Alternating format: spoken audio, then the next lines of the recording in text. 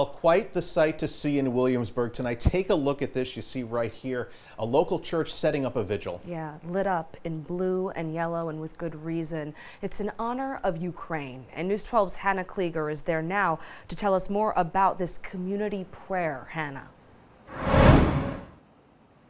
Yeah, Amanda, Kurt, this church right behind me, the Annunciation Roman Catholic Church, is such a staple in this community. And tonight they brought together hundreds of parishioners to pray for Ukraine. A little while ago, earlier tonight, the outside facade of this church, as you were saying, was lit up in Ukrainian colors in yellow and blue. And they had a vigil set up outside along with Ukrainian flags. But it was really inside the building where you got to hear their message.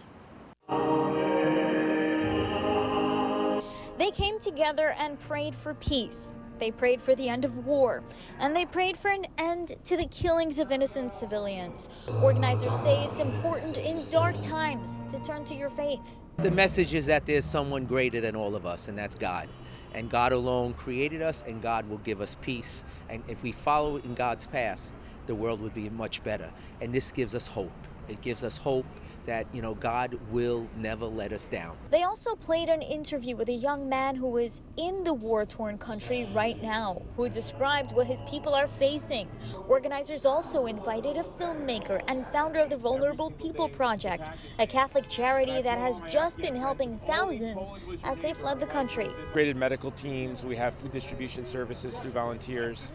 And then we discovered the need to protect young women who were put on trains in the east, sent to the west, especially young women that were released from orphanages that are 14, 15, 16 years old, that were sent alone, that were being intercepted and picked up by sex trafficking gangs. So partnering with the religious order, we now have 800 shelters with 800 beds, and we want to get that up to 1,800 beds in the next 2 weeks. And then the group went outside the church, where the facade shined in blue and yellow, and sang the Ukrainian anthem.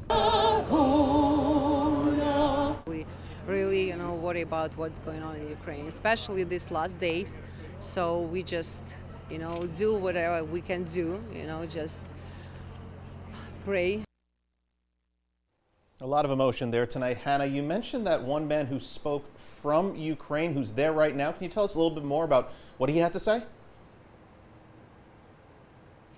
Yeah, well, among other things, he spoke about the incredibly difficult conditions that he saw on the ground in the city of Mariupol, where he says they've been under constant Russian shelling and cut off from supplies for weeks. Really very powerful stuff, but quite honestly, difficult to listen to.